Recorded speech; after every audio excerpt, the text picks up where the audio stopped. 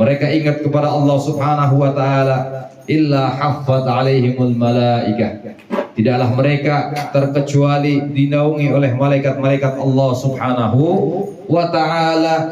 Kita sekarang alhamdulillah hadirin wal hadirat yang dimuliakan oleh Allah Subhanahu wa taala, di atas kita ini malaikat-malaikat Allah Subhanahu wa taala yang menaungi kita dengan sayap-sayap mereka.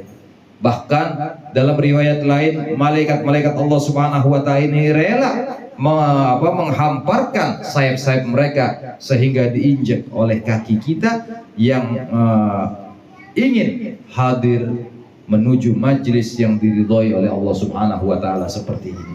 Maka dari itu hadirin, alhamdulillah kita bersyukur nggak kelihatan malaikatnya di hadapan kita. Kalau kelihatan malaikatnya, insya Allah semuanya bakal pingsan semuanya, hadirin wal hadirat yang dimuliakan oleh Allah Subhanahu wa taala. Kenapa pingsan? Baginda Nabi Shallallahu Alaihi Wasallam saja tatkala menerima wahyu pertama dari Allah, melihat wujud asli daripada malaikat Jibril, beliau menggigil ketakutan. Ya, sampai-sampai pulang ke rumah beliau minta diselimuti oleh Siti Khadijah, zammiluni, karena takut melihat wujud asli daripada malaikat Jibril alaihissalam yang belum pernah dilihat oleh baginda Nabi Sallallahu Alaihi Wasallam. Kemudian setelah itu baru malaikat Jibril datang kepada baginda Nabi Sallallahu Alaihi Wasallam dalam wujud manusia. Makanya malaikat Jibril itu kalau datang menyampaikan wahyu kepada baginda Nabi Muhammad SAW, duduk di antara para sahabat-sahabat beliau, tidak berwujud aslinya, tapi beliau berwujud sebagai manusia, di antaranya menyerupai salah seorang sahabat yang bernama Dihya Al-Kalbi. Ya, malaikat Jibril menyerupai Dihya Al-Kalbi. Bahkan tatkala sahabat ini duduk di hadapan baginda Nabi SAW, banyak yang heran, kok dalam satu majlis ada dua Dihya Al-Kalbi. Karena Dihya Al-Kalbi ini adalah sahabat yang paling ganteng. Ya, paling ganteng, matanya biru. Ya, kayak orang Eropa.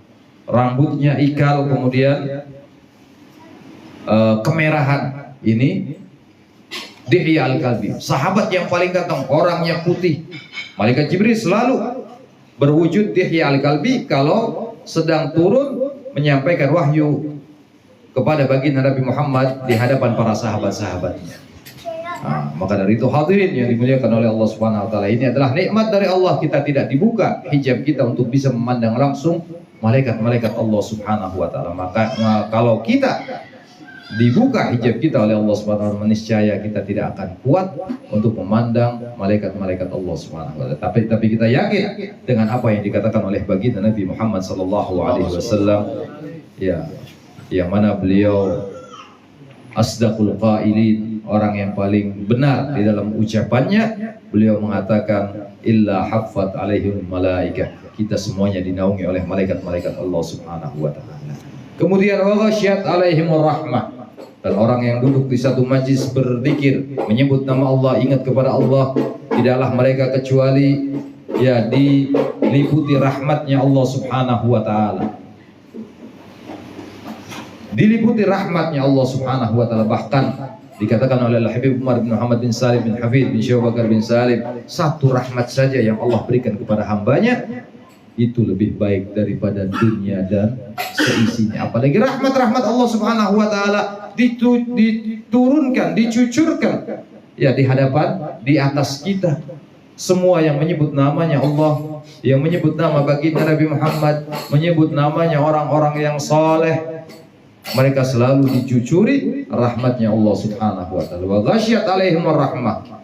Kemudian wa nazalat alaihimus sakinah, dan turun di dalam kepada hati-hati mereka as-sakinah, ketenangan, ketentraman jiwa, ketenangan hati. Dan insya Allah saya yakin yang hadir pada malam hari ini nggak ada yang kepikiran hutang, betul? Nggak ada yang kepikiran beras, ada nggak? Nggak ada, saking nikmatnya diberi ketenangan oleh Allah Subhanahu wa taala. Nggak mikirin beras, nggak mikirin sakit, nggak mikirin ya utang dan lain sebagainya, karena diberikan ketenangan oleh Allah Subhanahu wa taala. Tatkala duduk di majelis diberikan ketenangan, sakinah oleh Allah Subhanahu wa taala. Bukan rumahnya Habib Hashim di sakinah tidak. Ya, diberikan ketenangan jiwa, ketentraman hati oleh Allah Subhanahu wa ta'ala. Kemudian wa nazalat al-musakina wa dzakarallahu fi man indah, dan Allah Subhanahu wa ta'ala akan menyebut nama kita satu persatu di hadapan makhluk yang berada di sisi Allah Subhanahu wa ta'ala, yaitu malaikat-malaikat Allah Subhanahu wa ta'ala. Tatkala kita menyebut nama Allah, kita berzikir menyebut nama Allah Subhanahu wa ta'ala, Allah akan menyebut nama kita. Man dzakarani fi nafsihi dzakartuhu fi nafsi, dalam hadis qudsi. Barang siapa yang menyebut namaku, kata Allah Subhanahu wa ta'ala, pada dirinya, aku akan menyebut namanya pada diriku. Wa man dzakarani fi mala'in dzakartuhu fi mala'in khairun min mala'ih, dan barang siapa yang menyebutku di dalam satu kelompok, maka aku akan sebut namanya dalam kelompok yang lebih baik daripada kelompoknya. Berarti kita yang hadir, yang berzikir, menyebut nama Allah, bersalawat kepada baginda Nabi Muhammad malam hari ini, semuanya disebut nama kita satu persatu oleh Allah Subhanahu wa ta'ala di hadapan malaikat-malaikat Allah Subhanahu wa ta'ala. Dan dikatakan oleh para ulama, hakikatnya tatkala kita digerakkan hati kita oleh Allah Subhanahu wa ta'ala untuk berzikir, untuk menyebut nama Allah Subhanahu wa ta'ala, hakikatnya Allah rindu menyebut nama kita, sehingga Allah gerakan hati kita untuk bisa menyebut nama Allah, sehingga Allah menyebut nama kita. Alhamdulillah, ini nikmat yang sangat besar. Majlis ini adalah nikmat yang sangat besar yang Allah berikan kepada kita, sehingga orang-orang yang duduk di sini tidak lepas daripada perlindungan Allah Subhanahu wa ta'ala. Amin ya rabbal alamin. Hadirin wal hadirat yang dimuliakan oleh Allah Subhanahu wa ta'ala. Ini ada tulisan daripada Habib Hashim, ya, insyaallah. Ya, ini kita akan bahas sedikit tentang bab rezeki. Ya, alhamdulillah. Ini memang rezeki adalah juga salah satu karunia, nikmat yang Allah berikan kepada kita.